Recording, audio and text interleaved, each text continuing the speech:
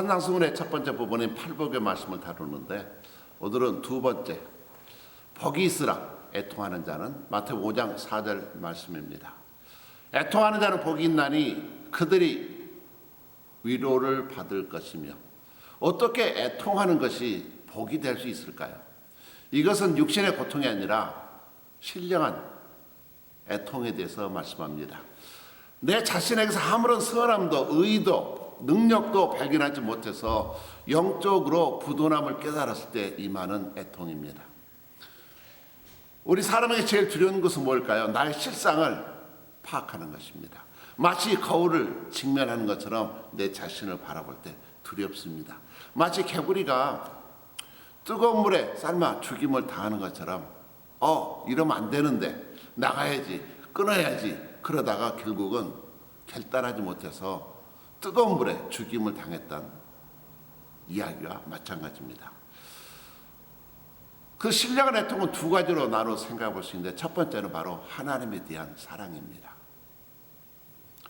신령한 애통은 내 자신의 죄악 때문에 내 자신의 연약함 때문에 안타까워하는 애통입니다. 그러니까 그 근간은 파운데이션은 바로 하나님에 대한 사랑입니다. 하나님이 나를 그렇게 사랑하시는데 내 영혼이 불쌍해서 우는 것입니다. 대표적인 인물이 바로 다윗 왕과 사도 바울입니다. 다윗은 자신의 죄악 때문에 울었습니다. 시편 6편 6절에 내가 탄식함으로 피곤하여 밤마다 눈물로 내 침상을 띠며 내 열을 적시나이다. 사도 바울은 자신의 연약함 때문에 로마 7장 24절에 오호라 나는 공간 사람이로다. 이 사망의 몸에서 누가 나를 건져내랴. 하나님의 뜻을 아는데도 그 말씀대로 뜻대로 살지 못합니다.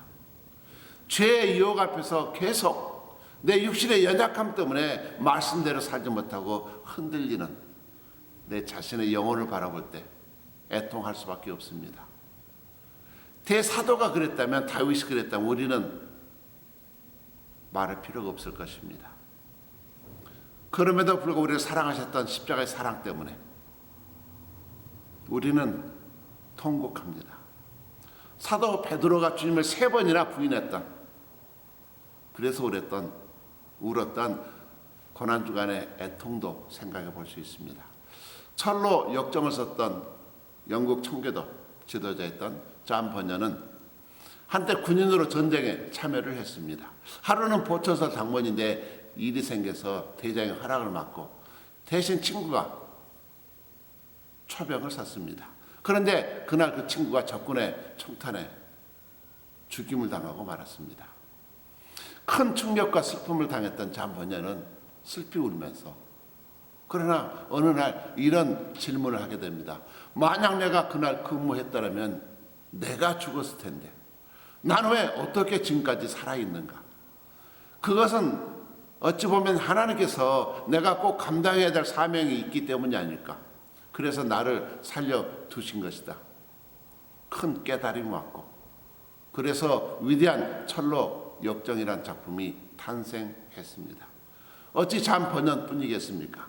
여러분 중에서 사랑하는 배우자나 자녀나 먼저 떠나보내야만 했던 그런 애통의 사건을 통해서 인생의 깊은 의미를 깨닫고 그들의 목까지라도 내가 세상이 주는 위로가 아닌 하늘이 주는 위로를 위해서 순간순간 살아가는 분들도 계실 것입니다. 예수님도 요한복음 11장에 보면 나사렛의 무덤 앞에서 우셨습니다. 예루살렘을 바라보면서도 예루살렘아 예루살렘아 우셨습니다. 왜 애통해 하실까요? 나사로가 죽었기 때문이 아닙니다. 그를 살리러 가셨고 잠시 후에 다시 살아날 것도 아셨습니다. 정말 나사로를 잃고 슬퍼하는 마르다가 불쌍해서 우셨을까요? 아닙니다. 죄가 세상에 들어와서 죄악 때문에 탄식당하는 우리들의 모습을 바라보고 죄의 결과를 바라보고 애통해 하셨습니다. 죄의 결과를 아는 사람이라면 애통해 하지 않을 수가 없습니다.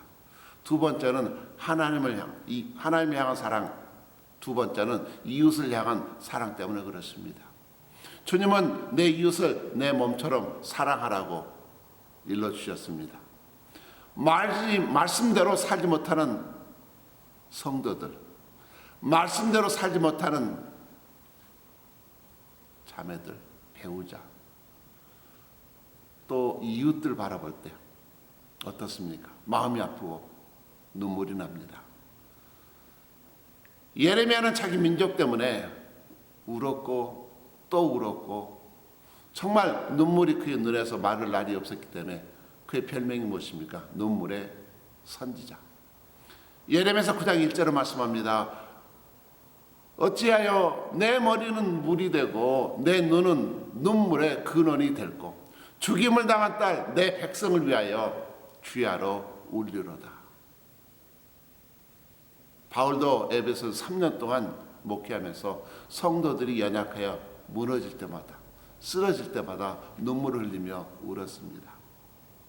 오늘 우리 이 땅을 바라보면 어떻습니까? 인종차별, 특별히 아시안들 차별 때문에 우리 최전 집사님이 여기 경찰서 연락해서 지난 주일날 경찰 2대가 여러분 와서 계속 순찰 도는 거 아셨습니까?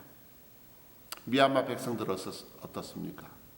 또 각종 폭력과 범죄에 시달리는 이웃들, 질병으로 고통을 당하는 이웃들, 북녘 동포들, 사랑의 마음으로 그들의 아픔들이 섞이 치유되고 자유함을 얻을 수 있도록 우리 함께 울 수 있어야 할 줄로 믿습니다. 교회는 출입을 하지만 신앙의 열매를 맺지 못하는 이웃들을 바라볼 때 마음이 아프지 않습니까? 아무리 전도해도 예수를 여전히 거부하고 있는 이웃들을 볼 때 포기하지 말고 사랑의 마음으로 그들의 신앙의 성장과 구원을 위해서 우리는 애통해야 할 줄로 믿습니다. 성 어거스틴의 어머니 모니카는 죄에 빠져 하나님을 외면하고 있는 아들의 구원을 위해서 10년 동안 기도했습니다. 그럼에도 아들은 변화되지 않았습니다. 탕자의 삶을 살았습니다. 밀라노 교회 감독이었던 암브로시스에게 왜 아들이 변화되지 않을까요? 왜 하나님께로 돌아오지 않을까요? 그렇게 물었을 때 감독은 이렇게 말했습니다. 유명한 말씀이죠. 눈물로 기도하는 자의 어머니의 자식은 절대로 망하지 않습니다. 눈물로 기도하는 어머니 아들은 결코 망하지 않습니다. 결국 탕자 어거스틴은 성자 어거스틴으로 바뀌는 역사가 임했습니다. 사람들은 세상의 쾌락, 술이나 이성이나 취미나 성공이나 명예 등으로 위로를 삼으려고 하지만 이것이 영원한 위로가 될까요? 오히려 후유증이 더 크게 됩니다. 진정 참된 위로는 바로 하늘 높지만은 주님만이 주실 수 있습니다. 비탄해져도 우리를 진정 죄와 사망에서 구원해 주실 수 있는 분은 죽음을 이기시고 부활하신 우리 주 예수 그리스도밖에 없습니다. 시편 34편 18절은 말씀합니다. 여호와는 마음이 상한 자를 가까이 하시고 중심으로 통회하는 자를 구원하시는도다. 아무쪼록 부활의 참된 위로가 우리 모든 여러분들과 함께 하시길 주의 이름으로 축복합니다. 감사합니다.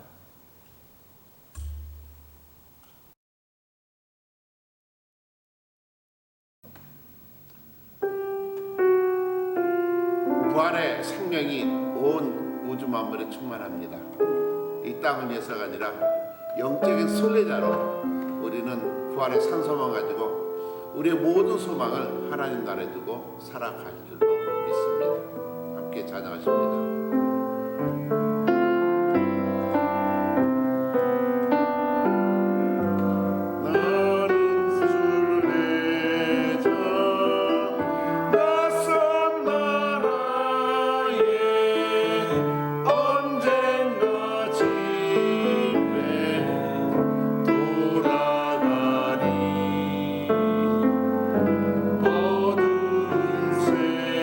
세상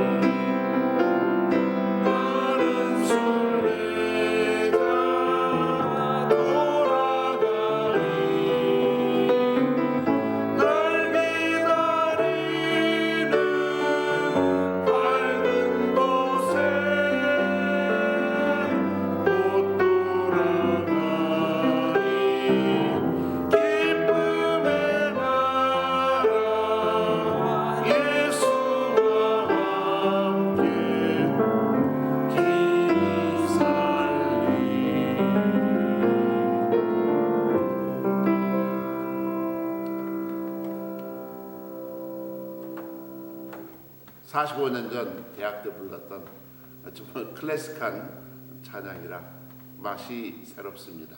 한 주간도 영적 순례자로서 승리하시길 축복합니다. 감사합니다.